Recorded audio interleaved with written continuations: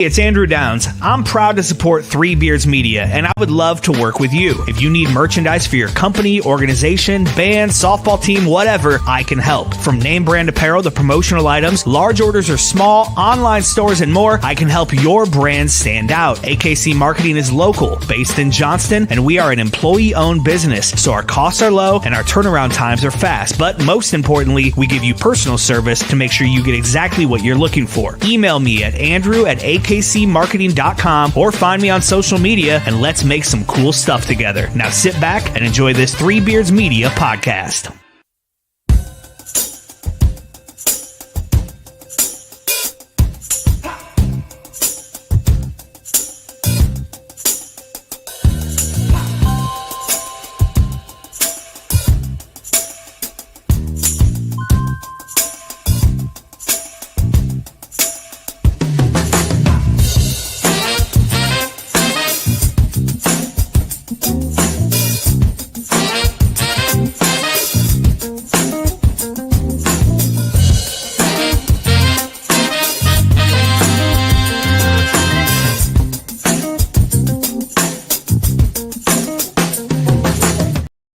Yo. What up? What's up? It's Tuesday. Okay. Yes, it is. Here we are. Back in the dungeon. It's a routine now. Yeah, but like once again, I still don't know. We do this at Billy's, and I come from the south side to the north side, and I don't know how I get here every fucking time. It's a surprise when I pull in your driveway for me. It's because It's just like I don't know how I got here. it's because you don't come here without drinking any scotch. Maybe. Well, it's like, there's You certain don't bring me places for the like trip. from my house to go to Costco out by Jordan Creek. I still don't know how I get there. I mean, I end up there, but I don't. If you were to say, well, what route do you take? If I somebody don't asked know. you for directions, you couldn't give Oh, them. not even close. I have no idea. I mean, I'm just pulling in until eventually I see the sign, and then I'm there. It's just it's a weird thing. Well, when you're not familiar Mm-hmm. enough with a certain area. Yeah. Well, I go out to Jordan Creek like 3 times a week for the last 25 years. You'd think I'd know where in the fuck I'm going. I don't. I just keep going until it finally shows up. Yeah. And that's like it is here. It's just, of course, on the other hand, I only come here at night. So, I mean, it'd probably be a lot easier. And we started this in the winter time. Yeah. So yeah. It's all like by the time you're coming here, it's dark. Yeah. Yeah. But It's see, scary. as when we get to, it's scary because it's the north side. Because I'm from the south side where everything's real safe and shit. Yeah, I mean, it's funny that you would ever even those words would ever even come out of your mouth. You know what's funny is on Facebook there's a page. It's called the South Side page. Whatever it's called, and every night there's one person that says, "I heard gunshots." I mean, every night there's one person has mentioned that they heard gunshots. Yeah, that happened. Yeah, the neighborhood watch page. Yeah, exactly. Yeah, our north side page. Yeah. Somebody always says, and then Mm-hmm. inevitably there's a comment. Oh, this neighborhood just isn't what it used to be. Yeah. Right. Yeah. Oh, that used to only happen. Mm-hmm. Where that used to only happen. That's right. Exactly. East side. That's why every time there's like a shooting in Urbandale, I celebrate. To get a little happy. I just rejoice. Yeah. Exactly. 2 dead in domestic dispute in Ankeny. Fuck yeah. My brother-in-law, Mike, what you call it? Anytime anything's stolen, he lives in Urbandale. Anytime anything's stolen, the first thing he says is check Southside. And fucker, 85% of the time, that's where they find it. So it's like, I mean, it's either that or, I mean, the south side and the north side are where all the pawn shops are. Yeah, exactly. Yeah. Right. We have all the Mexican restaurants. Us too. Yeah. Although if you go like southeast far enough, and that's where all the like the auto auction places and the car things. So if you steal a car, that usually ends up down there. Like the southeast bottoms. That's what they call it, baby. What they call them. The southeast bottoms. Mm-hmm. They would always make that sound like that was the real rough. Yeah, it was funny because as a north sider, anytime anybody talked about stuff like that, it just made me laugh. Yeah. Oh yeah, he's tough. He's from the south side bottoms. I'm like, fuck. I never understood why, if you're from someplace, it made you tough. I know. It doesn't make any sense. I mean, we need one of those Brooklyn point guards. Those. Yeah. That doesn't need one of those tough point guards from Brooklyn. Yeah. Exactly. Well, I mean, it doesn't automatically make you tough, but Yeah. tougher people come from Different places. I mean, Yeah. you know, doesn't qualify you. well, yeah, but the chip on the shoulder doesn't Yeah. normally people say, exist in Waukee. I'm Brooklyn, bitch. I mean, Yeah. I don't know what that. Yeah. But like nobody from Waukee grows up with a chip on their shoulder. No, they don't. You know what I mean? They grow up with probably a really good cashmere sweater on their shoulders. They probably their parents were probably together. Yeah, exactly. Like their whole life. Yeah. Someone graduated from somewhere. Their parents worked through the tough times. That's right. Yeah, exactly. Mm-hmm. What kind of fucking kid's gonna have a chip on their shoulder whose parents worked through the tough times? Did you when you grew up, did you just hang around with people from where you were from, or did you try to hang around different people from different places? See, going to Dowling, you got to meet kids from all over, all different neighborhoods. Yeah. So that was kind of a cool thing there. Well, I mean, you were relegated to your neighborhood because exactly. It's not like you had transportation. Do you remember like when you made your first friend outside of like your little neighborhood? I mean, well, you know what? I went to Edmonds. Yeah. I got bused to Edmonds in elementary school. So and you played a lot of sports, and that's where that was a good thing. Sports as a kid, that was a good thing because you would go play on the other side of town, and you would or just the little league boundaries were bigger than like school boundaries. Yeah, exactly. Yeah. So you had kids from all different schools that you were playing little league with. So, but then you all ended up like at the same high school. You know what's so crazy is when I was a little kid and we would play. I mean, it was a big thing. Like we played in our little league, South Des Moines. And our team made it to the city tournament. And I remember we got to go play in Beaverdale, and we got to play here. And and now as I look at these little kids now, these little fuckers, they play at Disney World. They play. I mean, they go all over the country to play now. It's like my little brother, I feel like, was one of the first kind of his generation was when they started playing a whole lot more baseball. Yeah, like little league. And all stars and stuff like that stuff came first. Still, so to speak. Right, yeah.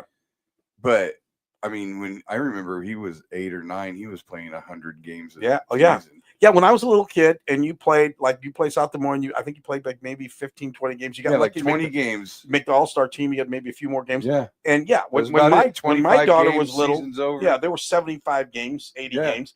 And now these kids, I mean, if they wanted to, major league fucking season. Yeah, if they wanted to, they could play more than 162. Yeah. I mean, it's insane. And they play in the fall. You know, and as global warming continues, you know, maybe we'll have year-round baseball in Iowa. That would be the one good thing about that.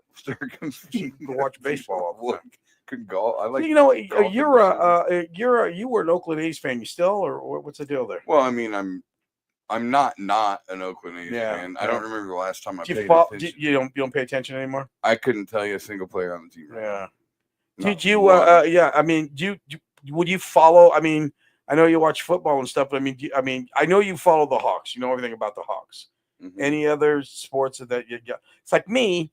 I follow baseball a little bit. I wouldn't say not like I used to, but I do like to watch. And I mean, I watch the Cubs. I watch the Yankees. But I mean, I know a little bit about that going on. NFL. I mean, I pay attention, but I'm not one of those. I can't tell you who the left tackle is on the Chiefs. You know, like I can't tell. I can't fucking go that far with anything. I mean, I can't name. I mean, even with Iowa. Yeah. If I had to name the starting 11 guys on each side of the ball, I wouldn't get them all. Really? You get pretty close though. Probably. Yeah. See, you know, the line would be where I can't remember necessarily everybody's name. Mm-hmm. You know, but you know, the Cowboys, same deal. Yeah. I mean, I know you were a huge Cowboy fan. Yeah. And you still follow.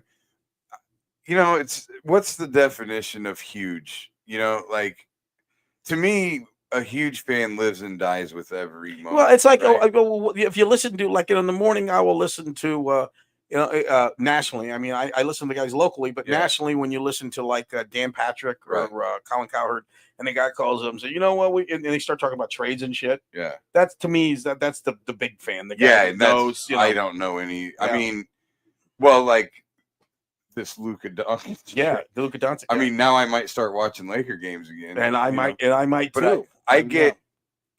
The apathy sets in very easily for me with the pro teams.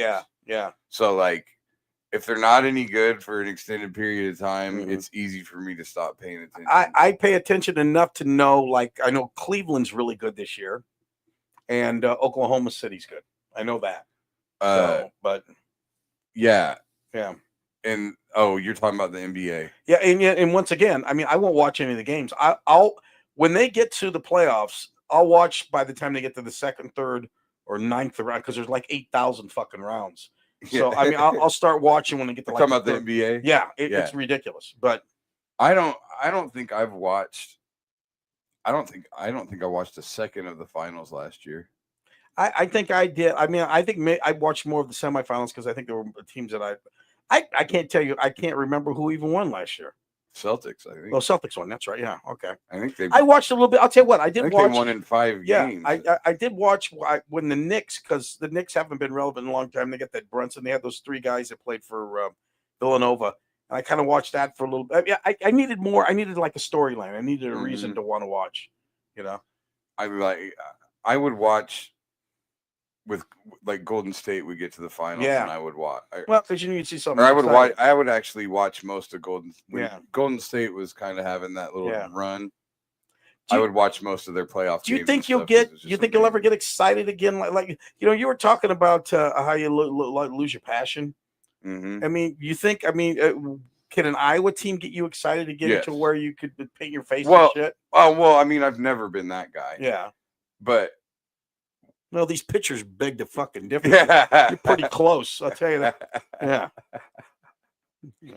No, I mean, I'm into the game. Yeah. And football's, Football's easier for the mere fact that there's not that many. You know what I mean? Yeah. To be a diehard baseball fan, it'll literally suck the life out of you. I mean, because if your team's good, you're looking at playing close to 200 games. I mean, football games are just intense. Yeah.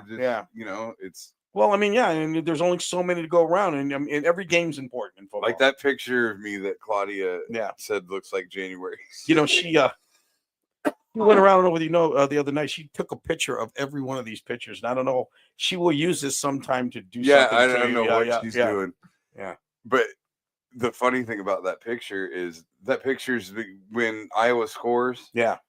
And each section I-O-W-A, my section's W. Uh-huh. That's just me yelling W. That's all it is. I'm making you see my hands. I'm doing like a W kind of. Yeah, I've watched you on TV a few times when you reach over and you pound beating on a lunatic. Dude, be the 12th man or stay the fuck home. Yeah, there you go. That's the way it should be. I mean, honestly, I've never understood. Like, I had some people this year tell me to sit down. And that's bullshit. And you're in the front row, right? Yeah. Yeah, I mean, that's bullshit. And here's the thing. You see me hitting the pad. Yeah. Like, that's by design. Yeah. Because that keeps me bent over. Yeah. So nobody's ever going to not see that's behind me. Yeah, exactly. Because I stay bent over. So you're actually being considerate. Yeah. But like, I think about that. Yeah. I actually do it for that reason. Mm-hmm. And also, then, old prison habits die hard. Yeah. So, well, I mean, the beating on the pad thing, I'm making noise, but like, I stay slumped over, and I'll in between plays and stuff, I'll stand up, like, because my knees will get tired. Sure, exactly. You know what I mean? You're in the front row of a football game, and like, I mean, you see yourself ever getting that excited again at like an Iowa basketball game? If there's good, exciting games ever again, yeah. I mean, I don't know. It's for. Like I said, these people, like, I remember this, they were telling me and my girlfriend to sit down. They were talking to her but I'm so, like, aloof. Were they right behind you, or were they? Yeah, right behind. Basically, my 2 seats. Yeah. And then there's a family. Yeah. That sits next to me. They've got, I think, 4 seats there. And then they have 2 more up several rows. But it's, it's a couple and they have 3 kids and her mom. Yeah. And they kind of rotate around, Yeah. We're there every week. Yeah. To my left, it's always different people. So it's like a company has a couple. They're always on StubHub. Yeah. Right. And then behind me, same deal. And so it's different people behind you all the time. Right. Well, then fuck them. Exactly. I mean, so they're telling us to sit down. Yeah. And the game hasn't even really started yet. Yeah.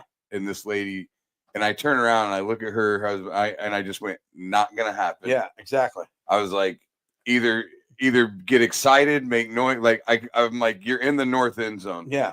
Like I've been here every week for 20 years 100%. In a row. Yeah, and so just because your husband surprised you with these tickets for this one weekend, I ain't fucking sitting down. And it's like, and I'm sure they leave thinking like they're never gonna. Yeah. Their fucking whatever got ruined. So there's some cocktail ruined. Party in Waukee in a couple weeks ago, and it would have been a good time, but this one fellow was dressed up. He had a giant chain. Told him to shut the fuck up. Yeah. No, but yeah, you're right. That's exactly what I said. I go, we're here every week. Yeah, exactly. You're not gonna fucking tell us. Shit. So, do you scream and you yell, go nuts? I actually, yes. High five everybody around you when something good happens. Oh yeah. All right. Hugs. Yeah. Okay. Fucking, I'm all about that. Yeah. I'm all about that. Oh yeah. I mean the Fords. That's the family that sits next to me. Like I sent them one of those pictures that's on the wall. And it's got all of us in it. That's cool. I sent one. They've got it on their wall in their basement. Very cool. But yeah, I mean, we've all sat there ever since the North End Zone got renovated. Like the first season that it was done. No, you're exactly what that's supposed to be like. That's what 100%. That's what you're supposed to be doing. You're damn right. And you ask the fucking players. Yeah. They'll be like, that's what we need. We want loud fucking. You're supposed to be there to make it a tough place to play. If there was a Lambeau leap, I'm the guy I'm leap. You're the guy I want to leap into. Yeah. 100%. You know what's funny? I enjoy that and I dig that. There's certain times I can't stand yelling. Tell you what it was the other day. My wife and I, as you know, we frequent Prairie Meadows quite a bit. Yes. I mean, we go to a lot of casinos, but we're there. And the people, and they're the bras, they're the dudes that get in there, and they get on the machine and they lose their fucking mind. And they, it's one thing to high five, which is, it's kind of goofy when you're at a slot machine. But when they scream and yell and go nuts, and then you walk over to see what's going on, and they won like $20. Like, you got to calm the fuck down. You guys are like Kareem Abdul-Jabbar and Magic. Exactly. You guys are, listen, young man, we got 81 more of these. Calm the fuck down. Yeah. Screaming like someone ripped the skin off their bone. I yell and scream like in celebratory moments. Can you remember? And then I yell and scream at like the referees. Yeah. And shit. I know you do that. Yeah. Can you remember the time you think you went to the absolute most fucking batshit? I mean, what play? I mean, where? You remember a game? Even game you weren't at. I can remember being in Atlantic City when who threw the long pass in a bowl game? Yeah, Drew Tate. Yeah. I can remember I went crazy, but I mean, can you remember a certain time when you just were watching something and just fucking lost it? Well, you saw the picture that I unrolled to show Claudia. Yeah. Did you look at it? No, I didn't see it, but I heard her talk about it. So it's when Cooper DeJean ran the punt back against Minnesota. Yeah. And it's before they called it back. God. So it's the moment. See, you need two posters. 100%. Need that one, then you need one after. Because the other one's me fucking ready to commit a murder. I told you I was doing a show. I was like Hoyt Sherman. I was doing a show for someone, and I remember I had my phone and I saw it and I was like, wow. I was very happy. I put it away and I went and did the show and I came out 45 minutes later.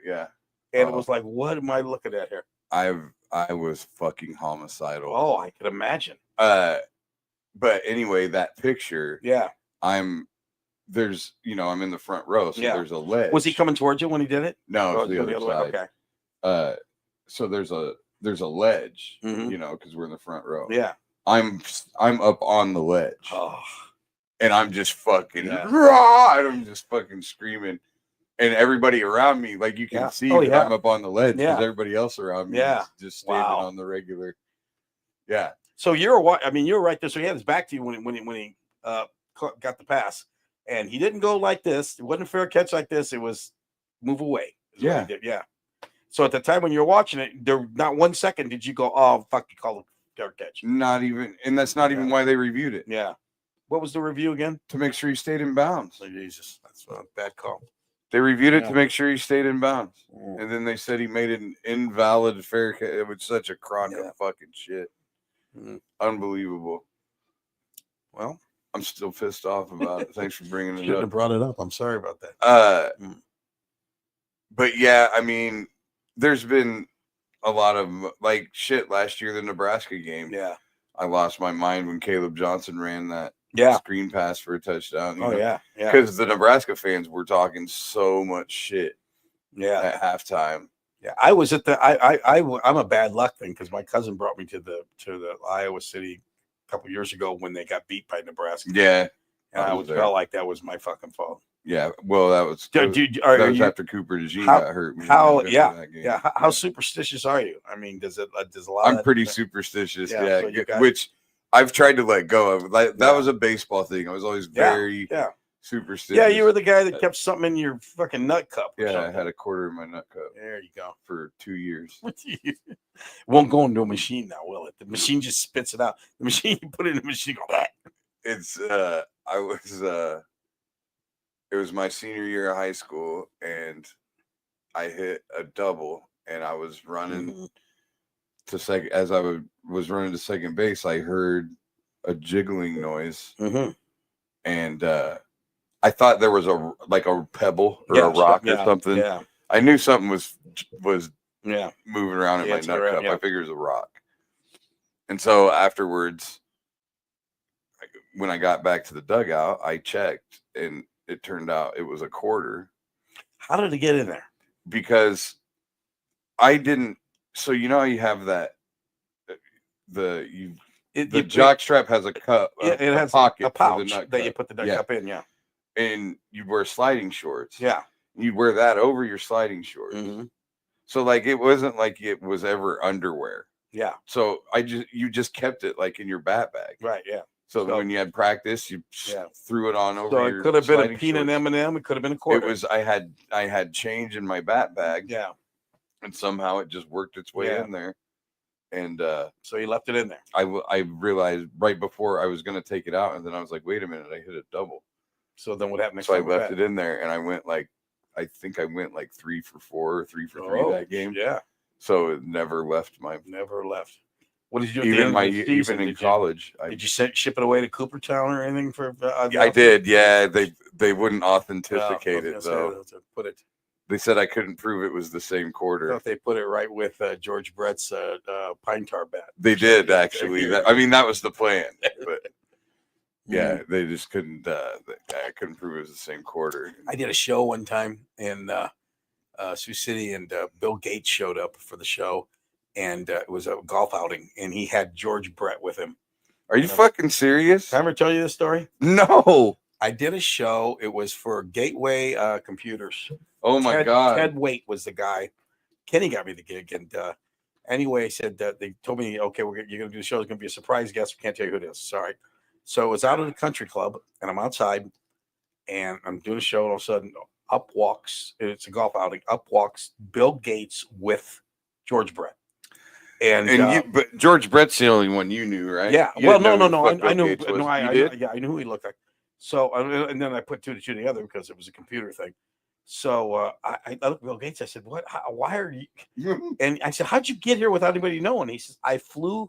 He says, "I flew a commercial. I flew on Northwest coach." I said, "I'm thinking to myself, someone was sitting on that plane, just kept looking, going." Fucking guy he wouldn't be in coach. Exactly. And I said, I was joking about, you're rich enough where you could just pay a person to carry you piggyback and just hand you off to another person and all the way around the country. So then the joke was, though, George Brett was there, and they said, so big golf outing tomorrow night. And I look at George Brett, they said, you can't play. I said, you're disqualified. And he kind of looked at me, I said, they found pine tar on your putter. And you got a nice little laugh. Yeah. And then I got to talk to him afterwards, which was kind of cool. So he's probably pretty fucking cool. George Brett? Yeah. Yeah. The very first time I ever got close to him was about 30 years ago. I was down in Country Club Plaza with somebody partying, and we're at a restaurant, we're eating, and all of a sudden in the other room you could hear a bunch of fucking noise. And I said, why are they so fucking loud in there? Like I was talking about people getting too loud. And he says, that's George Brett and some friends are just drunk. And so I peeked around the corner and saw him. But that was one of the jokes I did on him too. I said, I remember watching you play. I said, I remember you would run out to third base and you would open your glove up and Freddie Patek would run out of your glove. Because he was a shortstop who was like 5'3". Yeah. I said, you'd open your glove and Freddie Patek would run to short. He liked that joke. Yeah, I bet. Yeah. So, yeah. I feel like there's certain guys that seem like they'd like George Brett to me. I feel like would be cool. Like Mark Grace is cool. Yeah, I mean, like I said, I picked on him a little bit. And he was nice. I mean, he wasn't overly nice, and he wasn't. But yeah, he could have been a prick. I mean, as far as like working with famous people, you've worked with quite a few, and then you've had your share of nice guys and not nice guys. You know what I mean? Yeah. But that one when they're in the crowd, yeah, they're usually pretty cool. Yeah. I mean, because you put on a show for them, right? Yeah. So there's almost like you're on this. They put you on their level a tiny bit. Exactly. You know I mean? There's a level of respect there. Yeah. So it's just that's kind of your barrier breaker to where they treat you like you're not just an everyday person. Exactly. Yeah. But now, as far as like, but then when you're working with someone who you've had mostly good experiences with the guys you've worked with, right? Yeah, there's only been a couple. Yeah. Well, the thing is, like,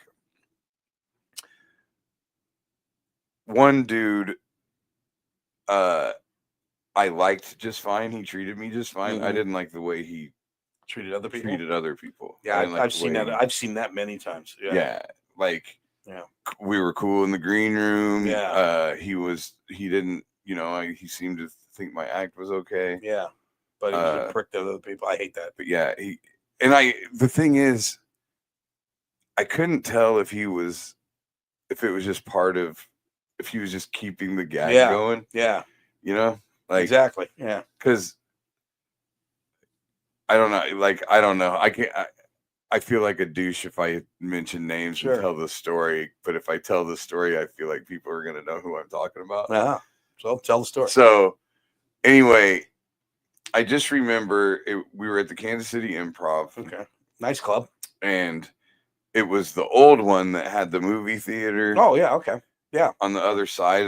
And the bar was in the middle. Yeah. And the bar served both the club and the theater. The one thing I liked about that was the green room because they had it back there and you took the long hallway right out to the stage. Yeah. Cool. Which the new club does the same thing. I haven't been in the new club. Yeah. The new clubs. They still put you up at the nice Hilton over there? Yeah. Yeah. The airport one. Yeah. So anyway, we're at the manager of the club comes back. And he's like, hey, this one girl is waiting out there. Was seeing if you were going to come out and wanted to meet you. And I knew exactly the girl he's talking about. She was in the front row. I knew smoking. Yeah. And he goes, I didn't really like the way her tits sat on her chest. Wow. That's I'm like, weird thing to say. Yeah. So I can't tell if he's just. Yeah. I mean, that's fucking her, Yeah. Because you never know how people are gonna You're not used to. There's a hot chick in every crowd that wants to talk to you, right? Yeah, you know what I mean. Yeah. So when that happens to you every single night, maybe you have a little different fucking. That's true. I never thought about that. Yeah. But anyway, so fast forward, we end up out at the bar because there's a group of girls that the club manager brought in. Yeah. He's trying to be sure. I'll introduce you to so-and-so. And we're standing there, and he was talking about the stools at the bar. You could kind of raise and lower them and whatever. And he's like, oh, these are the same stools I have in my kitchen. Guess how much they cost? Wow. Yeah. And this girl's like, I don't know, a couple $100, and he's like $900. And I'm like, I go, how many do you have? Yeah. And he goes, 4. Yeah. And I'm like, that's like my child support for a year, you fucking cunt. Yeah. And it's just like, don't you understand? You're standing, because he did have a lot of money, but of course. I can't stand guys that talk about their money like no that. Kidding. Like, no shit. And it's just like, you're standing here talking to people that don't have money. Yeah. Like, you should have told them I have the same stools at mine. I have 1,000 of them. That's right. I spent $900,000 on stools. Yeah. There's a dude that I went to school with. I gotta be honest, from that little story, I can't tell who that is exactly. No? Good. Okay. Trying to put together what comic really spends a lot of money on partials. I've said his name on other things, and I feel like at this point, like this particular podcast, I guess it just doesn't really. Yeah. I look like I'm nobody, like not being famous or anything. So like if I talk shit, I hear you. It just looks like it's sour grapes or something. Exactly. You know what I mean? So like I feel like I can tell these stories without mentioning names. You don't have to. So that fuck that overpriced buying chair stool mother.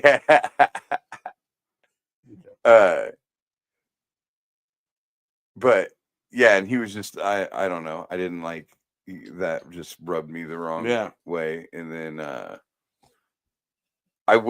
this name I can mention because he's dead. Greg Giraldo. Very brilliant comic. Yeah. I worked with him and I was so pumped. Yeah. Like this was was it the Bone? No, this was also at the Kansas City Improv. Okay. Yeah. There was a period of time there where they used to call me a lot. Yeah. Back when look right there. Yeah, old boy funny kid. Brian. Remember Brian, the dude that ended up in Omaha and then stole money and then Oh, you know what the funny thing about Greg Giraldo? Didn't he die around the same time Paul did? There was a comic that died, and I'll tell you why. I have to look at his I remember death date that Paul called me the day before he died to ask me about a gig, and I remember we talked about that, but then we talked about a comic that just died the day before, and I want to think it was him. It may have been. Yeah. Okay. What's the date? September 29th, 2010. Yeah. Yeah, it was him. It was him. And then Paul died right after that. Paul died August, right? Yeah, I think it was August, or was it August? I feel like maybe it wasn't him. I actually feel like it was September. I thought it was October 1st or something like that. I don't remember. I don't know. Okay, anyway. There was so anyway, go back to your story. Well, anyway, man, that's crazy. He was 44. Yeah. It's crazy to think about 2010, 15 years ago. Yeah. So he'd be 59. 15 years ago, I was opening for Giraldo, and he died and was 2 years younger than I am now. Yeah. When he died. Yeah. It's fucking mind-blowing. From what I never met him, didn't know him, but it was like he was brilliant. He was an attorney. He had all this stuff. And I mean, you talk about other comics was like, he was like as smart and as good as they were, but it's like Harvard educated or something like that. But had a drug problem that he couldn't shake. Couldn't kick the pills. Yeah. So I was so pumped up to work with him, and I had heard, that he was a partier. So I was like, sweet, I'll fucking smoke some weed with Greg Giraldo, right? We'll party and have a good time. And I remember Brian, the manager of the club, told him like, "Oh, you'll love the opener, blah blah blah." Told him I was from Iowa. Everybody, when they knew I was from Iowa, was those New York guys, man. So they right away you're a hayseed. Yeah, they right away they just think you're this, what they'll call like a road hack. Like that's one of those terms the coasters love to throw around, is road hack, which is code for Midwest comic. Sure. You know? But anyway, I was so pumped up because I looked up to him a lot. Like I loved him. And he was cool to me.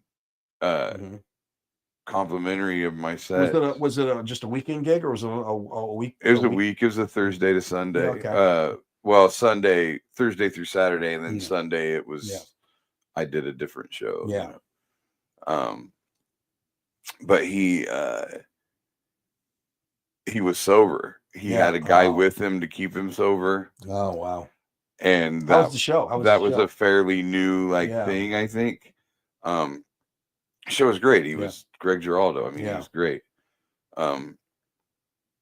But I get off stage on the last show, and I'm walking back to the green room, and I get to the door, and he's at the time I would do I would close with this joke where I would shave my head and I would I'd have the mic like it was the razor. I remember that. Right?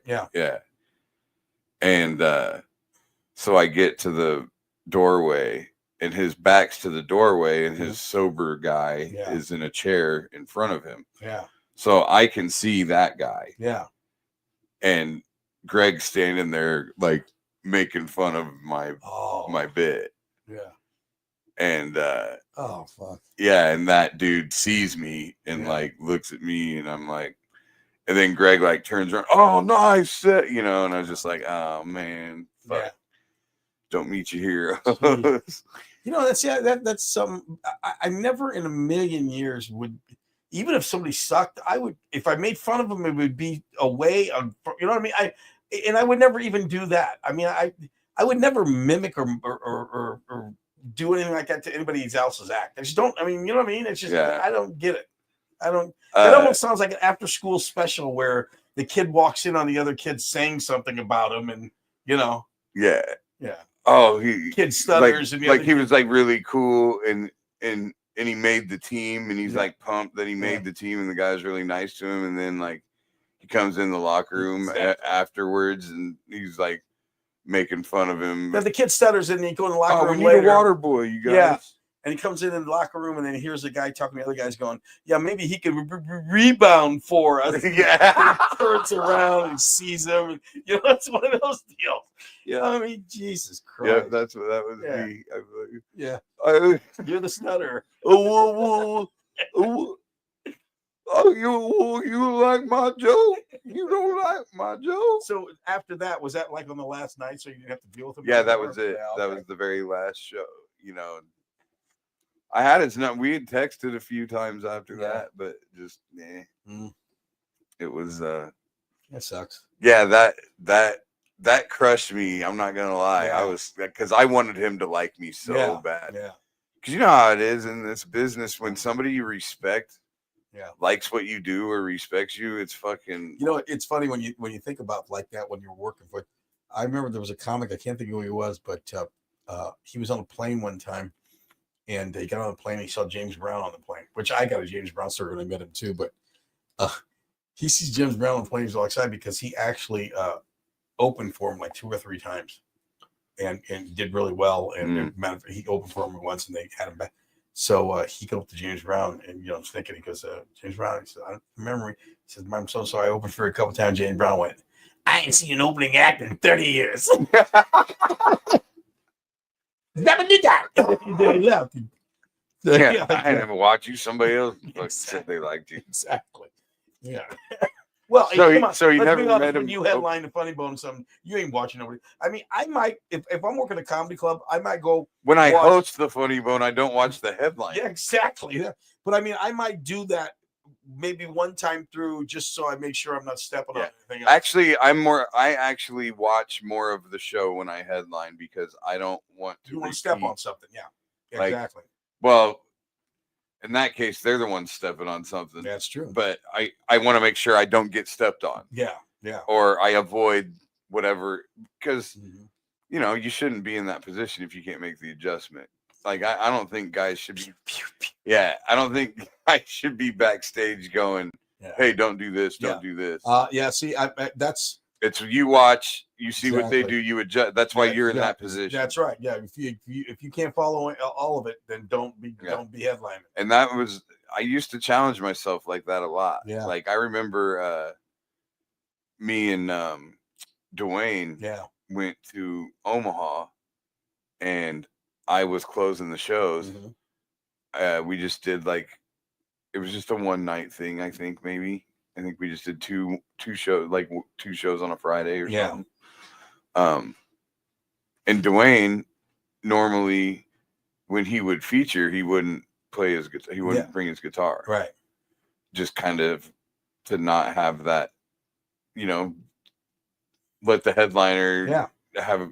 It's hard to follow a good, guitar actor, whatever. Anyway, I actually insisted that he brought his guitar. He's fun when he does that too. Well, yeah, and I just wanted to because that's challenge myself because my strategy always, I feel like it endears you to the audience. Like if you go up, if somebody in front of you does some shit that's hard to follow, then you go up and the first thing you do is piggyback it or call back to it. Or something. That's what I would always do. Oh, like Bush, me and Bush were doing a co-headline week in Omaha, and Bush was like, "You can just close them all. I don't care." Yeah. Well, he wasn't going to do a shadow. Yeah. Puppet. I was like, "No, do your fucking shadow puppet." Yeah. I mean, So I had to make my game come up. Yeah, I had to figure out how to follow, and so I would just go up and I'd make a joke like I would fucking make. Exactly. I mean, no, that does. I mean, that exercises your comedic muscles. Yeah, I mean, that's what. There are some guys. I mean, I think over the years, the guys that I've had open for me that just went on to do great things. But one of the toughest acts I ever had to follow was a guy named Jason Russell. You know Jason Russell? Yeah. He used to do this bit where he was like a gay hairdresser. That's redundant. He was a hairdresser, which I think. Anyway, and he would bring a person on stage and tease their hair and do this. I mean, it was insane. Holy shit, really? People would lose their fucking minds. And I remember he would close with that. I mean, like that. Sometimes you get standing ovation with it. I mean, it's like, and you're just sitting back there going, "What am I going to do?" Yeah. But you're right. You had to piggyback on it. You had to acknowledge it, and hopefully you had something to add to it, and then just take them to the next level. But well, because I mean, I'm a purist, like music cues and shit. That's cheating to me. I know. We had this conversation. This could be a whole show. We ought to do like a call-in show for that, just to talk to people. All the things that I'm comfy about. I remember when you were younger, you were almost you were the comic police for a while there. If you didn't like something, you'd let me know. I think I was talking about this the other night. I was trying so hard when I was really young.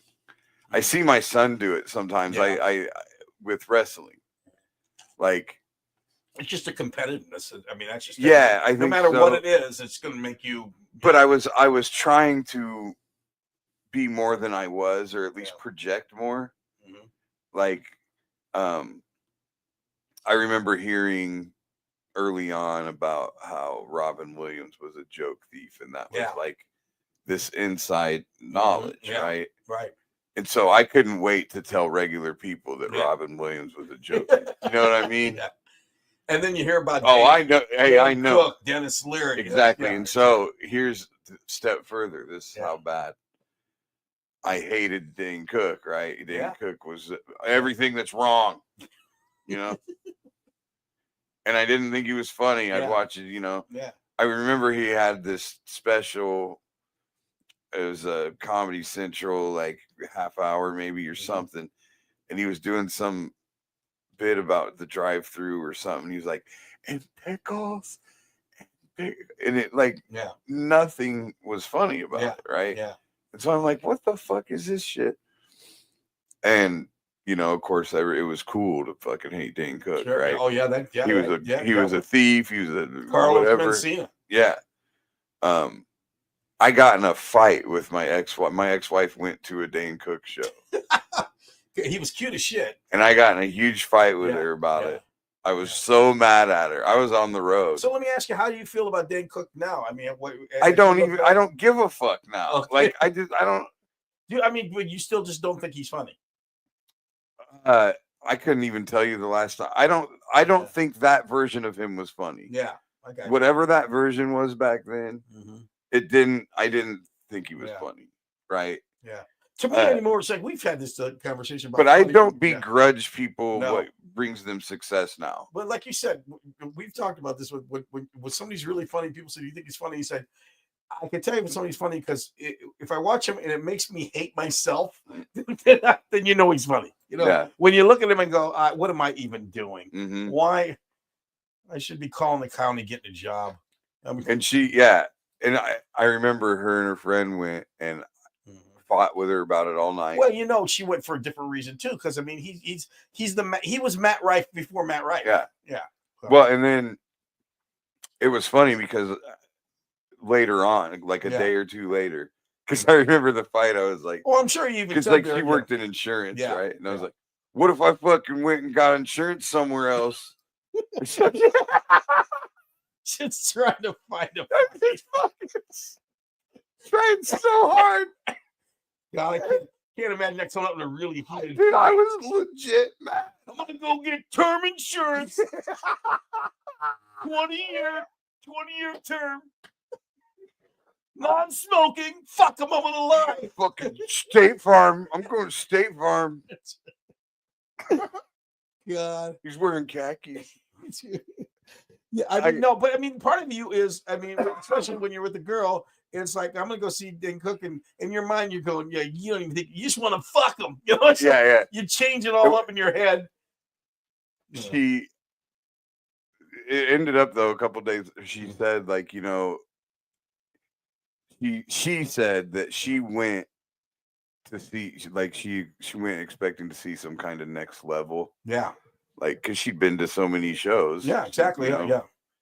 And she was like, this should be the next. And she goes, I've seen tons of better comics. And I'm like, yeah, I'm trying to fucking tell you. And she said, but I'd still fuck him. Yeah.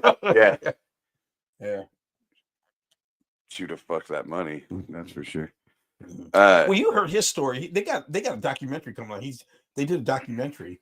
He was on. I heard him not too long ago. It got pretty dark for him, I think. Well, yeah, he was just on with David Spade and Dana Garvey, and he's got the special coming up real soon. His brother fucking robbed him blind. Oh yeah, his brother. I mean, took all his money, millions of dollars, and Dana, he had to start over basically.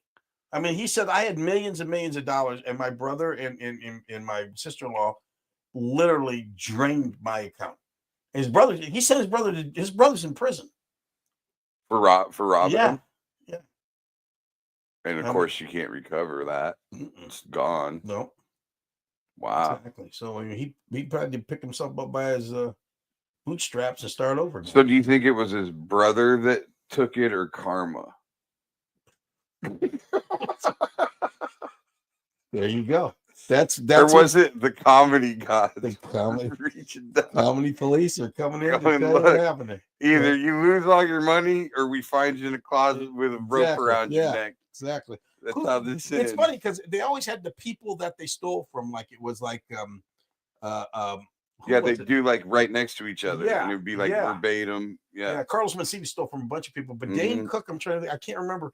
I know one of them stole a bit verbatim from Dane Cook stole from Louis C.K. And then they did an episode. No, it was an itchy asshole. It was okay. So there was an episode of Louis where he had Dane Cook in the episode, and they basically did the conversation of the confrontation. Wow. Yeah.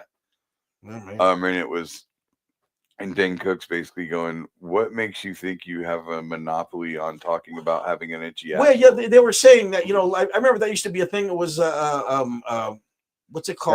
Parallel thinking. I mean, I remember I had a joke a long time ago that I did, and I heard it. I mean, it was back. This is how long I've been doing comedy.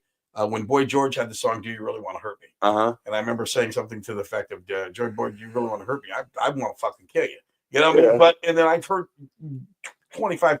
But Itchy Asshole. Maybe I can see maybe. But there was a bit that he did where he was talking about a guy was riding a bike and somebody opened the car door and he saw him and he tried to stop him and the guy hit the car and it was literally word for word. Yeah, he did this whole slow motion. Yeah, exactly. I that's not terrible. I can't remember who the comic was though. I think it was Louis C.K. The Louis C.K. thing was it Louis C.K.? No, maybe not that bit. No, maybe it was somebody. Louis C.K. was never theatrical. No, like that. I'm trying to think. You could probably Google it and find it out. But well, then there was I remember there was a thing with Amy Schumer and Patrice O'Neill. They did a. Yeah, well, yeah, Amy's been accused, but a lot of Amy, for her show, they said she stole a lot of stuff that was written for the show. But then you come to find out it was some of her writers, and one of them was the guy that John Bush deals with now. Kyle Dunnigan, not Kyle Dunnigan. It's a guy that writes for him. That's done. I know who you're talking about. Damn it, I can't think of his name off the top of my head, but I know who you're talking about. Yeah, Kurt. Yeah, Metzger. Metzger. Yeah. Yep. But it's I don't know. What's so funny is 30 years ago, Bush had a guy open for him in Michigan one time who did my Michael Phelps joke. Really? Okay. Verbatim. Yeah. And it was at that time I had a deal with Rooftop Comedy, who I remember that. Yeah. They used to film in all these different clubs. There were more indie clubs like Crackers. Right. They filmed at Skyline in Appleton, and they filmed at Go Bananas in Cincinnati. So I had some videos from all those clubs up there. And the Michael Phelps joke was one. Well, that website was popular, especially amongst young comics. Yeah. And so that bit was up there, and this dude did the bit, and Bush called him out. Yeah. Oh wow, the Johnny Good Boy. Yeah, Bush was like, "Hey," and he called him out like Bush. Yeah. He didn't get confrontation. Hey, that's a lot. Because I got a buddy. Yeah. Johnny. And Bush said the next night the guy came back and goes, "Oh yeah, I saw he's been doing it longer." So I'm like, yeah. I know I've been doing it longer because you fucking took it. It's funny that you think about how comics used to steal 30 years ago was a lot easier because it took word of mouth. Yeah, nobody would. And nowadays you can't get away with it. Not for a second. No. They'll live stream you right to whoever watch. And I think that's why comedy at this point is more stories. Yeah. People you have to talk about your own life. Exactly. And your own stories about your own shit. Oh, because otherwise you'll be called out in a minute. But what's funny is when I think about when comedy was in the 40s and 50s, the Catskill, they used to share. It was a shared. If you ever watch Broadway Danny Rose, you got all these comics sitting at the deli, Cat's Deli, and they're talking. I did the bit about you ought to try this one, and they would go back and forth, and they would share. Yeah, it was just a share. Well, and that was like a vaudeville. Right, vaudeville was like this whole show. Yeah. And each show had its thing. Yeah, it's comedian. This is the comedian for this. Yeah, and he would do this material that somebody might do it someplace else. It was no different than Triple Espresso. There's 4 different cats doing the same play at 4 different locations. I saw the coolest thing just on YouTube. I was bouncing around and I saw Keenan Ivory Ryan, the guy that did. I'm gonna get you, sucker. Yeah, when he had Living Color. Yeah, the oldest Wayne. Yeah, he's the one that started off. He was doing it. They were doing a tribute to Richard Pryor. Richard Pryor was in the audience, and he said he started talking about when he used to watch him, and he went into the story, and he talked about how he never met Richard Pryor, and he said he had chances. He says Eddie Murphy wanted me to introduce me to him, and somebody else wanted, and he says I never wanted to meet you, and he's sitting right there, and he hasn't met him yet. He said I wanted to meet you as a fan. I wanted to meet you when I actually had something that I've done that we could talk as like equals. And he said, and now it's the time. So he did this whole thing and talked about him, and then he got off stage and then met him. It was cool. And Richard Pryor, he's sick at the time. Yeah, Richard Pryor's hugging himself. I thought, well, how cool that. He had all these chances and he wouldn't do it what foresight to think, okay, I'll just wait till I do an award show and you'll be sitting in the crowd and fuck. Yeah, I wouldn't have had the patience for that. No. Nor the self-belief. Yeah. No, it's the weirdest thing is, as a comic, I have no confidence in myself. I have, every time I go on stage, it's like, I've got to try to fool these fuckers again, thinking I got something going on. So, yeah, I've found my confidence lacking a little more, like in the last couple of years, which is more so, I think, because I know I don't have that same obsession that I had back in the day. Well, you were talking about you used to be an obsessive guy about a lot of things. Yeah. I mean, and I think that's what kind of drove you. And I mean, that's kind of like your fuel. Yeah. And I think your fuel's low right now because either you're content or running out of gas. Yeah. Like I was saying, like, I miss being obsessed with just anything at all. Exactly.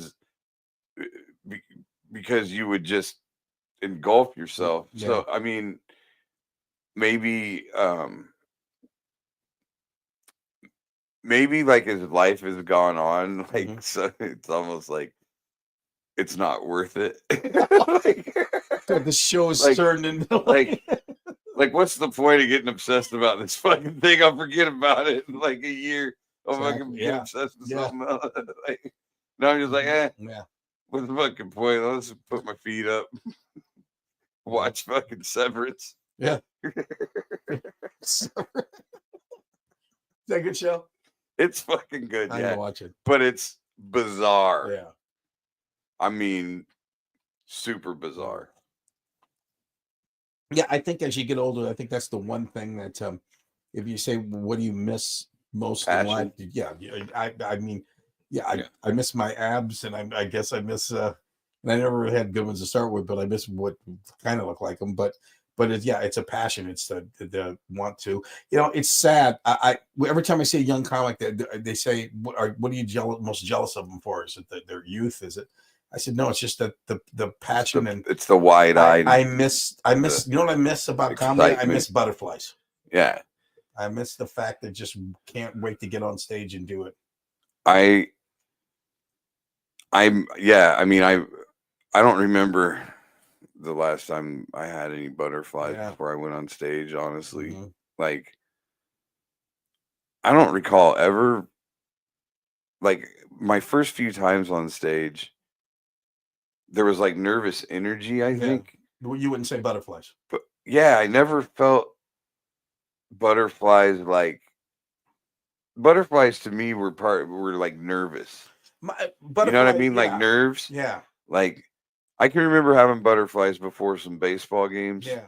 Well, I mean, with the butterflies, what I mean, and like a baseball game, where in your mind, you've already worked out this little play in your head. Yeah. Like, okay, I'm going to go on stage. I'm going to do this joke and the room's going to go crazy. And then I'm going to follow with this joke and it's going to get even better. You know what I mean? It's like in baseball. When you say to yourself, first time I'm bat, I'm going to get a liner down the line. I'm going to get a double. And then, then I'm going to make a play at third. I mean, you know what I mean? Then you worked it all up in your head that you want it to happen and you feel it inside. You know what I mean? Yeah, in a way. Like, for me, it was more... I don't know how to explain the nerve, like those butterflies before a baseball game, like like taking infield before the game. Like, I remember just feeling a little nerves, like in those first couple of times but it was so weird. And then we were talking about this earlier with the superstitions. I made up my mind when I started doing comedy that I would never be superstitious about it. Yeah. I was never going to have a lucky pair of socks or, I got to do this before every show or it's going to be, I refuse to do that to myself. You have not one ritual you do before a show? Nothing. I do one thing every time. I do the sign of the cross. Dude. I'm going up to bat. Yeah. Same. I just, and there was a time in my life when I wasn't actually very religious at all. I mean, I think I'm more religious now, but I mean, there was a time in my life when I questioned everything. Yeah. But that was still my thing. I gotta tell you something. The most. But you grew up Catholic. Oh yeah, big time. But like baseball. If I didn't have Wade Boggs had the bucket of chicken and all that, like. You had a quarter in your crotch. Yeah, that's what I'm saying. Like there was all this stuff with baseball that if it didn't happen, like it would fuck me up. Yeah. And so I was like, well, I'm not going to do that with comedy. Yeah. I refuse to because so much of it's going to be beyond my control before the show starts. That's true. I can't let something happen in the room. Yeah. That ruins my fucking show. You know, it's funny. Me and you have the same kind of thing going on right now in that when I think about the most nervous and excited I've ever been in my life, it's not the first time I did TV. It's not the first time I did a big show. Before the first pitch my daughter threw at the state tournament. Yeah. I was beside yourself. And I've seen you with your son when he gets on the mat. It's well, his kickboxing, the real fight. Yeah, I mean, I don't get too nervous about wrestling. Yeah. Because it's a show, but I mean, there's all kinds of things. I mean, they beat the fuck out of each other. They beat beat the shit out of each other. Don't get me wrong. Yeah. But at the end of the day, when they're doing the high flying, the goal is to put on a show and protect each other from injury. Yeah, exactly. When he was kickboxing, that's a real deal. That's that guy's trying to hurt him. Yeah, yeah. And there ain't shit I can do about it. No, but I mean, you understand that feeling is it's weird. It's not you. But it's more so than I've ever felt for myself. 100%. Not even close. Yeah. It's there's that cliche where they say, a kid's like your heart walking around outside your body. Yeah. That's no more evident than in those moments. Exactly. Yeah. And coaching my son in Little League and stuff, I would get more nervous before those games. Exactly. Than I got for any of my own games. Yeah. I was so much more intense coaching, like locked in coaching than I was as a player. I agree with you 100%. And because it's out of your hands, when you're playing. Well, it's your heart too. There's, it's more. I mean, it's when it and when it's out of your hand, Yeah. Like she's there ain't shit you can do. She's out on an island. Yeah. Exactly. And same deal with the ring. He's exactly. on that island. Out there, you just have to sit there and watch it. Yeah. There's nothing you can say that's going to help anything. I mean, you just are a spectator. Yeah. And I like the first kickboxing match. I didn't eat for 2 days. Yeah. It's like you're getting in shape for it. It was fucking insane because my stomach was so just in knots. And the funny thing about it was though, you get there and I mean, I'm a nervous wreck the entire time. And then the bell rings. And as soon as the bell rang, I just wanted fucking blood. I'm just like, kill this motherfucker. Yeah, fucking hit him. Yeah. Oh, God. And he got a knockdown that first fight. We knocked the dude down. It was great because like all my friends came. Yeah. And they're all just celebrating, they're all shoving me. They're all getting in my face. It was awesome. And then I remember the second one. The dude he fought the second time looked like he had a fucking screw loose. So I was like, my baby's in the ring with the psycho. Oh my God. And he won his first fight. And his first fight to second fight, even though he won the first one, it was night and day. It was like he was a veteran all of a sudden. Like he was so much better. And he dominated that dude. Yeah. Now, is he had any more of those, or he had a third one? He lost his third one, and the third one he shouldn't have took. Yeah, he needed money, and sure, he missed a whole bunch of training because he was wrestling, and like he didn't give it what he gave the. I mean, it's like a buckets list, though, man. He's done something that nobody's done. Yeah, exactly. Getting in a fight on purpose. Yeah, is a completely different. I mean, granted, there's weight classes and, there's some stuff. Still, the fact that, I mean, you decide to do. You just get in the ring and sign up to get punched in the face. It's got to do something with your whole psyche of who you are as a person. I mean, I think you walk a little taller. I mean, you might have a little chip on your shoulder. I mean, you know that I can handle myself. I've learned it. That's something very cool. And I told him I'm hoping he still wants to fight again. Mm-hmm. He's talking about doing like full on MMA too. Yeah, I'd rather he didn't do that either. But the thing with the kick, it was like, okay, you proved it. You needed to prove to yourself at least that you were tough or whatever. Exactly. But now that it's been proven, let's move on. Something because as you keep going, you're gonna start fighting guys that this is all they do. I mean, they give the a other shit day about. when you had me watching Jeremy Stevens on the bare knuckle, that is just fucking savage. It's not the most brutal shit you've ever seen. And I'm trying to figure out, there's people like them just walking around outside. I mean, this is why anymore you bump into somebody, apologize as quickly as possible. And I'm not just talking about the Jeremy. He apologized to that little 112-pound girl. Yeah, you have no idea. She knock you out in a minute. Jesus, it's fucking savage. I can't take my eyes off it though. It's man, it's like, I know you look like I watched the whole thing with you, man. You looked like you never wanted to see it again. Like you could go the rest of your life without ever seeing it again. I know, but on the other hand, you watch it's like train wreck. But that's the whole thing is you watch those guys get knocked out and you think, they got parents too. Yeah, you know what I mean. It's like kids, dudes, moms at home going, "Oh God, I know, I was baby." Yeah. I was actually thinking about that when he was fighting. Yeah, no shit. Like that dude that he knocked down is that dude's fucking parents on the other side of the ring, watching me go fucking kill that motherfucker.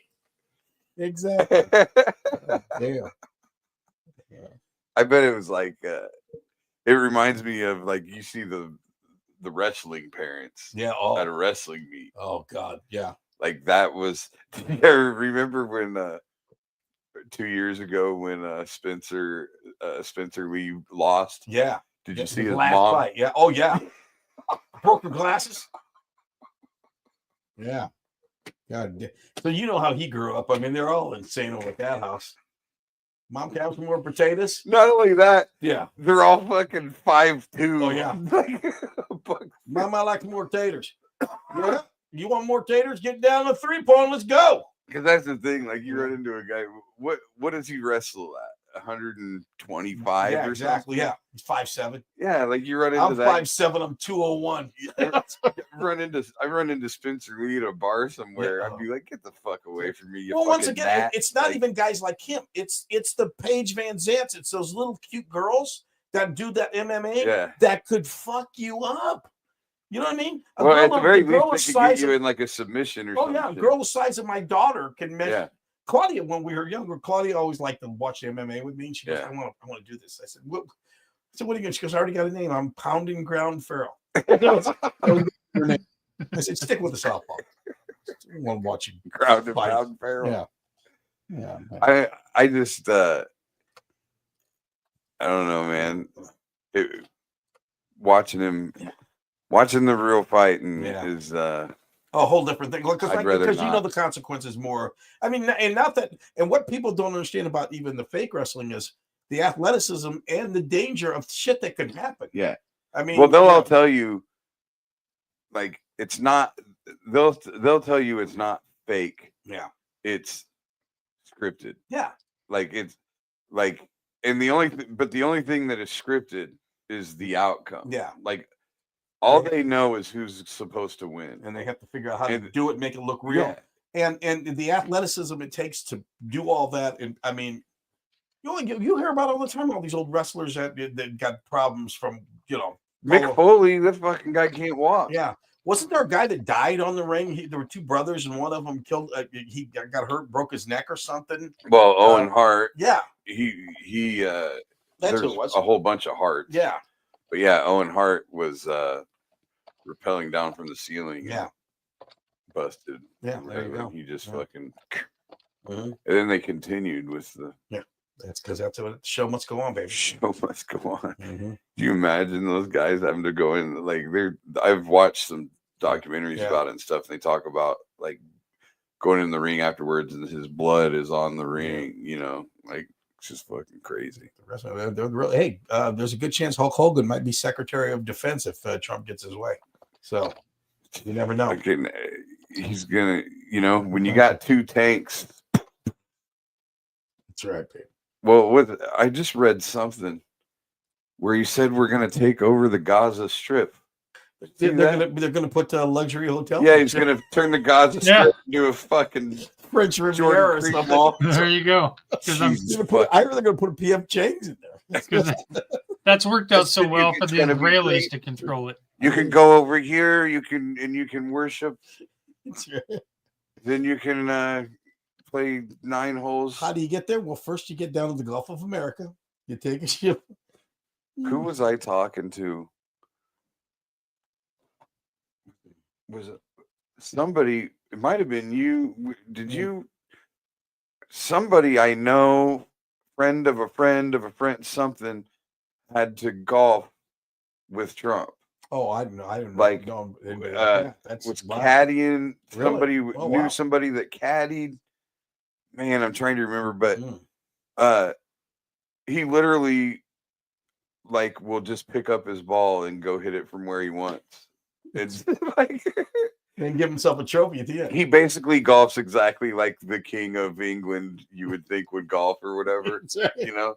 That's right. Like he's got the court gesture, he fucking hits it 7 times and he's like, put me down for a birdie. Yes, Your Majesty. Like 100%. That's what I heard that he literally just fucking cheats his balls off the whole time he's golfing. All right, we are way behind. Even remotely surprised me. We are way behind, so we got to get an we got to get a Chris. You're muted. And now, can you hear me now? No, I can't hear you. Can't hear you.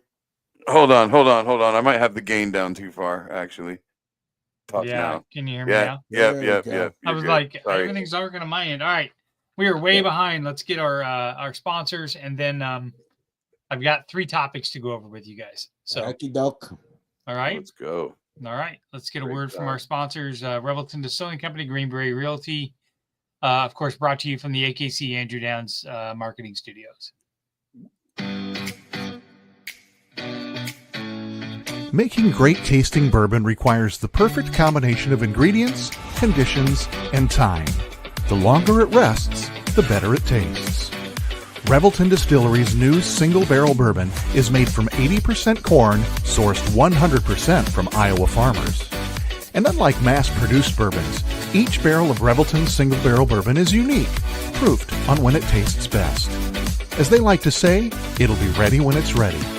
And to ensure the highest standards of quality and flavor, owners Rob and Christy Taylor oversee the production and bottling. Every single barrel. Iowa born, Iowa aged, Iowa bottled. Try the new single barrel bourbon from Iowa's own Revelton Distillery. ReveltonDistillery.com.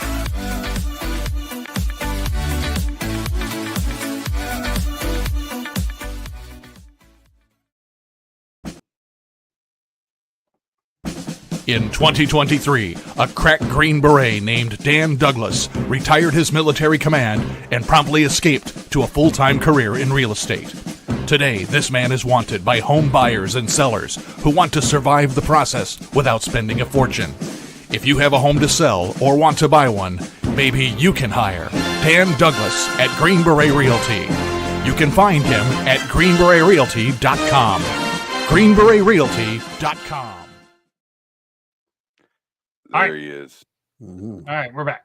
You didn't play the fucking basketball commercial. No, I figured you were getting tired of hearing about the We Will Collective on your podcast. So yeah, I'm dumb. I was tired of it. You're right. That was a good call. All right, Caitlin Clark. It was the Academy Award winning acting that was happening in that commercial. Hey, listen, I used your line. I know. Yeah, and you delivered it like shit. Well, then you should win. That's why I hired. I wasn't paying anybody, but that's why I wanted a professional to go. Oh, I know. I know. So, I'm sorry. Caitlin Clark had her jersey retired yesterday. Sunday. Yes, that's right. So prompts the question, who or what childhood sports hero do you think should have their jersey retired that's not? Very good question. Well,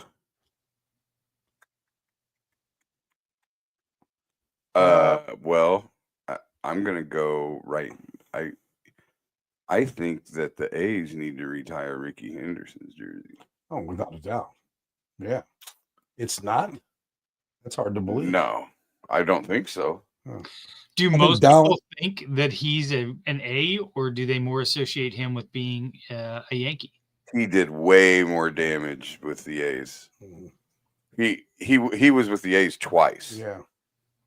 He started and ended, I believe, right? Well, not ended. He ended up kind of jumping around a lot of places, but I can't believe that it's not retired. It's hard to believe that. Wow. I'm trying to think. August 1st, 2009, his number was retired. He's considered one of the greatest base runners in leadoff history. Oh, he was? It was retired. I would think so. Okay, well, fuck. Number 24 was retired by the Oakland A's in 2009. Oh, well, I'm an idiot. Never mind. What do you call it? I know. I don't know if any. I think my daughter's number should be retired at Grandview. Or Dowling. Or Dowling, but definitely Grandview. She was a 4-time. She's the only woman up until this year was a 4-time All-American at Grandview. Oh, really? Yeah.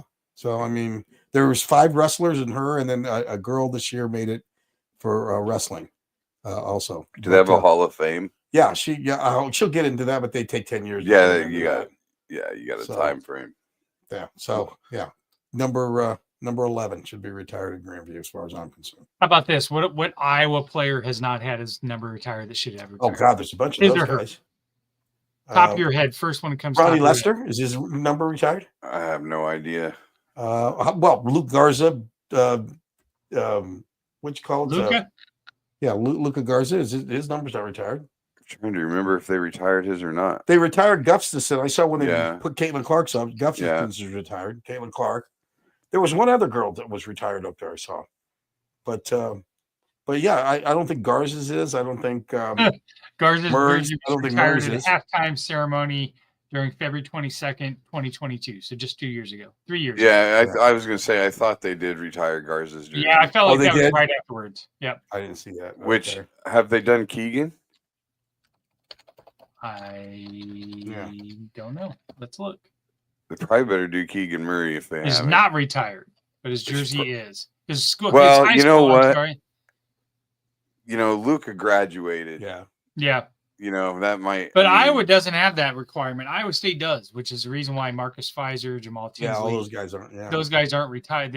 Jamie Power will not retire those numbers unless they graduate. Well, they should. The fucking admission standards are dog shit.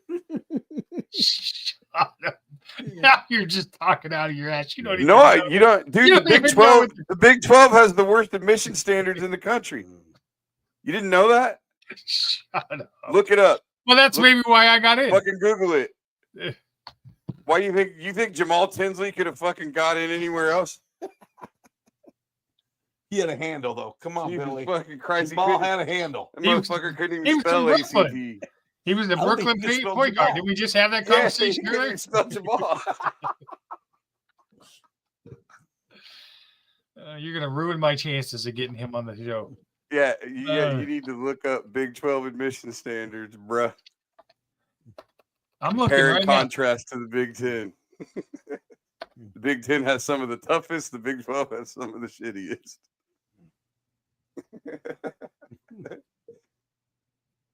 Iowa State University, most admitted students score in the top 36% nationally on the ACT. That's not what I asked. What are the athletic admissions standards? I don't know. It's too much to Google. I don't. No, it's not. It's actually you Google that exact sentence. Don't bother because I've already done it. Don't bother. I've already done it, and I'm right. So. Okay, all right, you're right. Just looking for an argument against Iowa State. That's right. He's so emphatically like their standards are the worst. Do you think that fucking Troy Davis could have got in anywhere else and tried to win the Hyman Trophy? Hyman. Oh. What was Cardell Jones's line? We didn't go to school for for grades or something like that. What was his Do you line? get degrees, baby? That's right. That's right. All right. Next topic. 2 days ago was Groundhog's Day, which I think is a fake fucking thing. Don't even get me started on that. But what superstition or belief as a kid did you really buy into? Groundhog Day. So the admission standard. I'll tell you what I had. You think Jamal Tinsley? When I was a kid, we were led to believe, and this is true, that there could never be a tornado in Des Moines because the rivers crossed. My mom just said it to me the other day. Yeah. We were driving and back. I mean, when we were kids, I mean, that was, like legit in the city. Yeah. Yes. I mean, that. So whenever's tornado warnings, fuck, we were outside just looking because that bitch ain't gonna land here. That's right. Did we talk about that on here before? Maybe. I don't think maybe. Or maybe on the other one. I don't know. But I believe that might actually be true. I don't think it is. I don't think it is. Think about all the tornadoes that have been through here in your lifetime. Willie, not a single one has touched down anywhere. Call your buddy downtown. Ed Wilson. Call your buddy Ed Wilson. I know. No, Ed's going to say that's not a real I've thing, actually talked to Ed about that, and Ed kind of giggles and goes, "Yeah, I know people do believe that, but there have been ones that have actually touched down, bing, and came back up, but didn't stay down." Yeah, but maybe that's because of the Two Rivers thing. I don't know. I mean, like they can be in the water. Yeah, at least according to Twister. Yeah, yeah.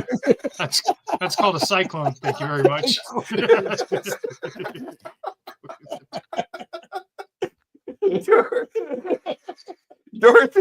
Dorothy said so.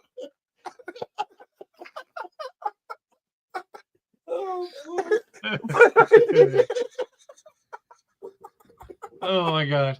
But I did though.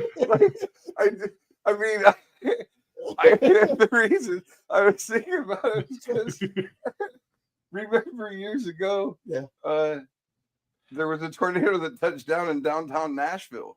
Yeah, like destroyed downtown Nashville. There was one that wrecked part of downtown Detroit too. Yeah, and so evidently they don't have two rivers that cross. Exactly. Because big fucking lake in Detroit. I mean, it's funny because I always thought of that thing. I was always told that too as a kid, and I always thought of it as bullshit. Yeah. But I mean, here I am. Yeah. All these years, you haven't seen it. I'm 68 years old. I haven't seen one. Yeah. And have you ever seen a tornado? No. At all? I want to. There's a part of me that wants we had to. One on the there's a part of me outskirts that here. doesn't. Have you seen one, Chris? Yeah, there was one that went to the outskirts of Norwalk 2 years ago. That I keep one thing I want to see, but I think I would. Did you see it like from your deck or something, or? I was in the basement looking up through the egress window, and it was pretty aggressive. So, you know what? I think I want to see it, but then I think if I did, it'd be like when I was watching that porn real close to ass. I think it would frighten me in just the same way. All of a sudden, I think I've heard the story now. Didn't Ross talk about a time where he Yeah, his roof got ripped off his house. But was he in Des Moines at that time or not? Huh? Was he in Des Moines at that time? Yeah, Altoona. Yeah, Pleasant Hill. That counts. That's Des Moines. That counts. But that's, I mean, Pleasant Hill out there. Not close enough to the Two Rivers. No. No, I guess not. You're right. But what was I going to? Now I forgot what I was going to fucking say. The tornadoes. I saw one because people think that people outside of Iowa or people that live on the coast and stuff, they just assume everyone's seen a tornado. Yeah, exactly. Exactly. I went my whole life, never saw one. There was one or two. I think there were two, like kind of next to each other at one point. Back around like Bondurant several years ago, like maybe about 10-ish years ago. You saw those? And I saw them coming out of the tip. They didn't come down all the way, but that was the first time I saw like funnel clouds, like that shit was happening. It's like your first homosexual experience. You saw just the tip. I felt just that.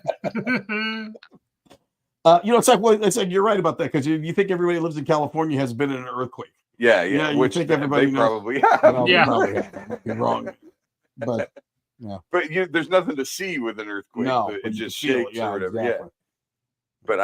Yeah. But and now I'm trying to think of a superstition as a kid that I believed. The two, I that was the big one with me. Well, the thing is, I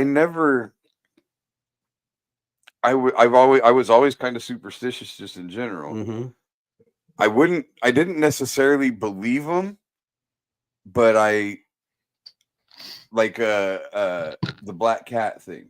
Oh yeah. Black cat crossing your path. Mm-hmm.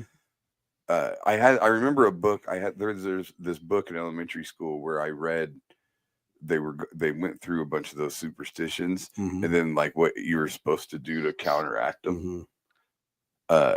So like if a black cat crossed your path, you were supposed to walk over the path, wherever the cat was, you're supposed to walk past it and then walk backwards past it again.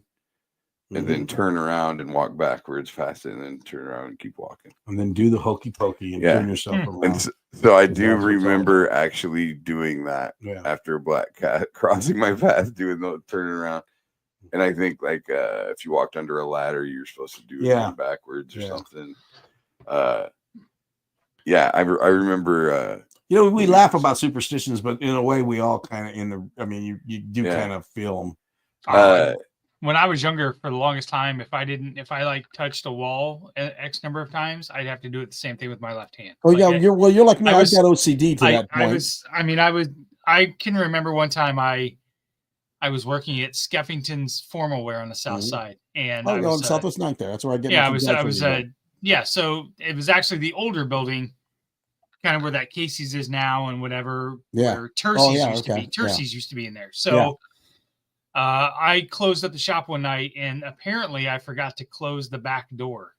I forgot to close the big back door, which we're talking South Side, Billy. Yeah. So I was sure that I had locked it. Well, ever since then, and that was 40 years ago, I literally have to check a door 5 or 6 times before I leave.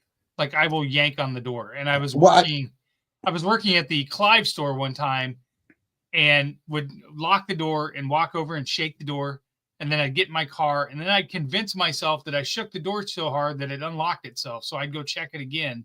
That's OCD. You got what I drove all the way to the south side. Yeah. Got in my driveway and turned around and drove all the way back to make sure that door was checked. I'm like that to a certain degree. Yeah. That's the OC. That's the O part. Of the OCD. Obsessive, yes. That's the obsessive. I have that too. I mean, there's times I do weird shit like that too. Double, triple check. I used to, as a kid, when I would like shoot baskets in my backyard. You have to make the last one. It wasn't that I couldn't quit unless I made an even number. No, in a row. Yeah. So, and then it got to where I couldn't quit if it was 2. Yeah. No. Yeah. Yeah. I to this day, if I shoot baskets, just screwing around shooting baskets, I have to make the last one. Yeah. I always had to make the last one. And that's why I don't play basketball anymore, because I don't think I can make a fucking layup. So I mean, I could be out there all day. So yeah. All right. Final topic. I don't know if you guys saw this news story. So obviously the Super Bowl is this weekend. The NFL is removing the end racism from the Super Bowl end zone for the first time since 2021. So it begs the question, is it because we've successfully ended racism, or because racism is okay now? It's because it's Donald Trump, and we're not doing that shit anymore. That's what Donald Trump's all about. That's why did you see what the LGBT, they're getting rid of the T? Yeah. Oh, for the trans. Yeah. They're getting rid of it. And they're also getting rid of all the pronouns. You can't have he, she, they, them. Right. I mean, I don't know. I mean, of all the major problems we have in the world, I don't think those are the ones we really. He's trying to get rid of things that he can't get rid of. Yeah. You can't take the T out of the initialism that is just a symbol for a fucking I know people. Exactly. Like there isn't some governmental agency that decided LGBTQ whatever. Like that's their community that made those exactly. up. Yeah. So they're going to continue to use them. Exactly. But yeah, then racism is just for the mere fact that with this new government we have in there now, they just they must have leaned on the NFL and basically said, "Oh, but this is the way we're headed." So get that off of it. I think. What do you think? I think we've successfully ended racism. I think there's. You might be right. We might be done with all that about it. Listen, call the BLM people and tell them to close up shop. We're good now. Listen, we're all good. I didn't own any slaves. I did not either. My parents didn't own any slaves. No. Why do I have to pay for them? Yeah. Mm-hmm. Exactly. This is where I played the disclaimer that. Listen, I'm just tired. I'm just tired of race being a topic of conversation. You want to end racism, then just don't talk about it. You get weird at the end of the night, Billy. I'll tell you that. You just get weirder than fucking I always, you know what I do? I actually worry sometimes on the podcast in particular. Like sometimes I worry about publicly speaking in satirical tones. Mm-hmm. Like so people ain't gonna do it. Yeah. So do the people that run this thing. Yeah. You're gonna have to go that way. You mean you're afraid like a sponsor's gonna come to you and you're gonna have to be like, it was satire. He doesn't really. Well, that's they know who you are. My thing is, I take no political stance. I'm not about that at all. If I just said what I said, I'm just repeating what it looks like to me. It's not. I'm not taking a stance. I don't. I'm not taking a stance for transgender or against transgender. They can be what they want to be. Donald Trump. It's fine. I'm fine. You're fine. Everything's Here's good. the thing. We're just moving on. Here's the thing. Gun to my head. Yeah. Gotta suck a dick, right? Well, I don't like. That's the way. Like people say, how was the end of? You're right, man. The end of these shows, Willie. The end of these shows get fucking off the rails. The end of the show, Billy's blowing somebody. That's so. I'm saying. Okay. This is a hypothetical. I want you. I hope the God I want is. you guys. I would hate to think that at the end of our show, if someone's got a gun to your head and you're sucking a dick. It would be. I don't think I want to end the show that way. This is a hypothetical that I want you guys to really put yourself in the shoes. Okay. Of the guy who's got you have to suck this dick. Okay. Like nothing you can do about it. Okay. Right? Mm-hmm. I got a gun to my head. I gotta suck this dick. Mm-hmm. I would rather it had some tits attached to it. So once again, the transgenders are back. Okay. You know what I mean? Okay. So you're saying why then you could touch a titty or something? I'll feel less gay if I got some titties. Like, okay. And for anybody that's watching this show, have that visual as the end of your night. Billy blowing a transgender while he's getting he's getting second base. You know what I mean? Like if they make you, yeah, if you don't have a choice, you found a little sunshine in that very, very scary situation. And I get accused all the time of being a negative person. You know what? He took lemons and made lemonade. Yeah, he did. Literally, he took a blowjob and turned it into second base. I said milk lemonade. My God, we got to end. God, somebody shoot this horse.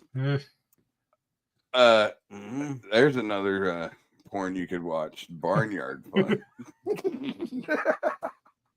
I'm not wearing them goggles on. I'll tell you that right now. Do you remember? Did you ever see that video back in the day, Chris? It was called Aloha, Mr. Hand. I did not. No, I missed it. This is a fucking video. Like back when the internet was still pretty young, when it was like, holy shit, we can find anything. Yeah, you know. There used to be. You can Google it. I bet you can still find it. No. If you just Google Aloha, Mr. Hand. I'm not sure. It sounds like something from South. So the video is this guy getting fucking rammed by a horse. He is bent over, like you see. Yeah. And it's old, it's grainy. Yeah. But legend has it the guy died. And the horse was Mr. Ed. this fucking like the guy's been over and he's grabbing. They're trying to get the horse's dick in him. Like they're people are helping, and they like it's like when they're breeding a horse. You know, they're trying. Wow. They're helping. So like all of a sudden the horse fucking figures it out and just fucking bases it out in this dude. Like just and then all you hear is you just hear the guy go, "Did he come?" Wow. And then I thought we were going to end the show with Billy blowing the transgender. We took it even lower. We went even lower. What do you think was going to happen? People go, I can't believe you ended the show with him giving head to the transgender. How could it get any worse? Hold on. Hold my beer. Here we go. I'm telling you. Jeez. This is why you guys can't have your parties together. This is the shit that comes out of this. Is what happens 2 days later. The guy died. The guy died. And there you go. And good night. The horse pulled his intestines out. Oh my God. Okay.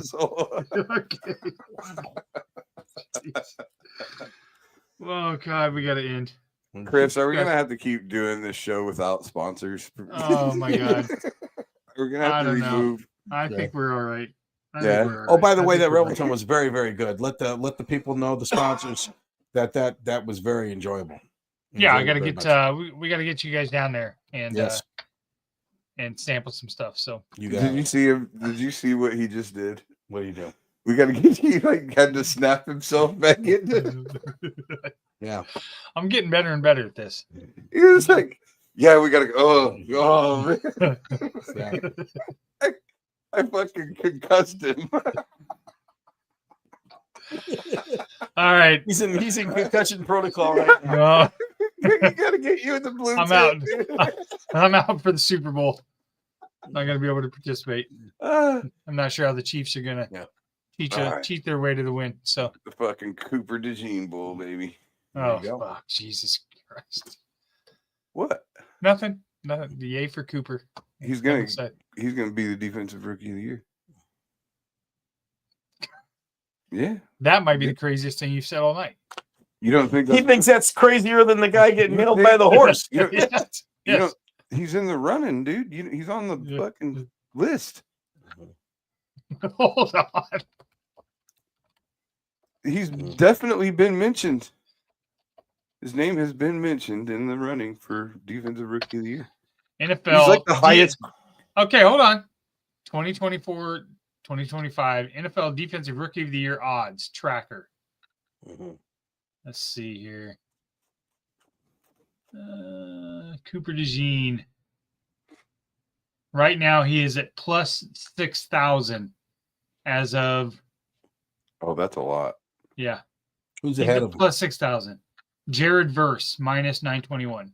Oh wow. He's different. So how many guys are between there? And then Quinny Mitchell, Chop Robinson, Braden Fisk. Not bad. So he's in the top 6. He's top 6. Yeah. He's not winning it. We should. Because he's Cooper DeJean.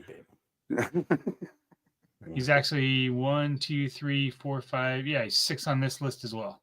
Mm-hmm. Yep. I'll take it.